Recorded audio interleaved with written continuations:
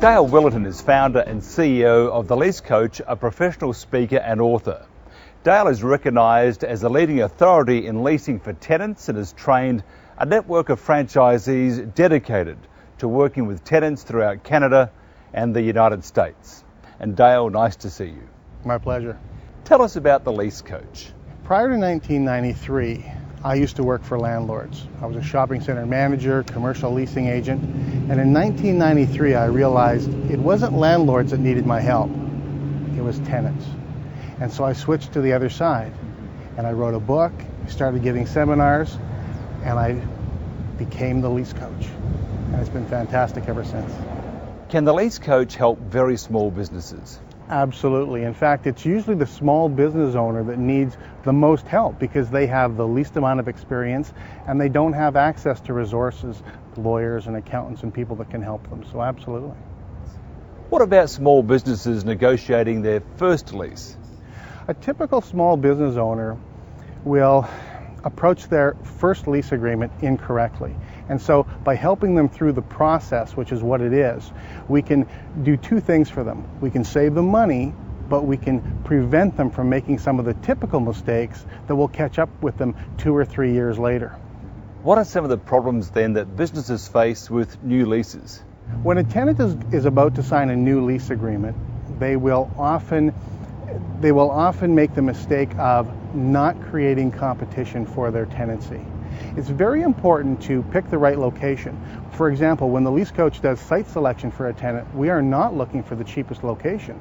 We're looking for the location that will help the small business owner have the biggest profit and the biggest amount of revenue. So it's not about finding the cheapest location.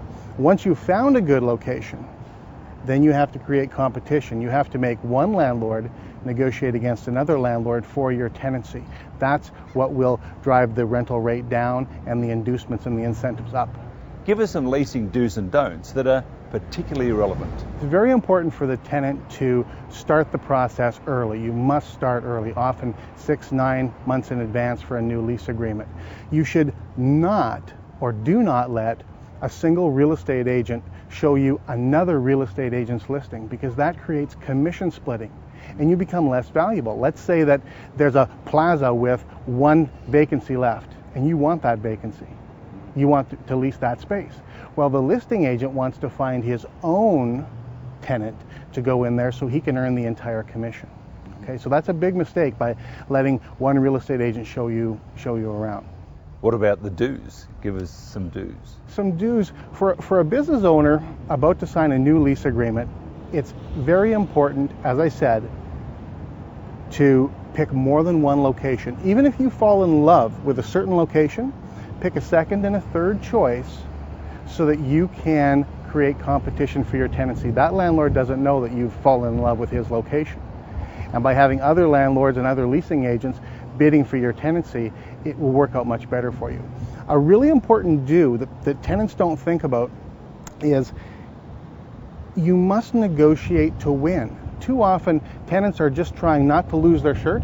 They're just trying to keep their head above water. They're not even trying to win the lease negotiations. And when I say win, I mean free rent, tenant allowances, minimizing the personal guarantee, things like that. So it's really important to do those things. And if somebody wants to find out more, how do they do that? Well, by visiting theleasecoach.com, they can go to our website, set up a preliminary no obligation appointment to talk about it. So often business owners, they know their industry or they know the business that they're getting into, but they rely too heavily on a real estate agent to guide them through the process. And the truth is that real estate agent is probably receiving a commission from the landlord. From the landlord's perspective, the real estate agent is working for him. You see, if the rent is higher, the real estate agent gets a higher commission. So you don't want to let the landlord's real estate agent lead you through the process. You're better off coming to the Lease Coach and talking to us about our services and how we work with all types of business owners. Dale, thank you very much. My pleasure. Thank you.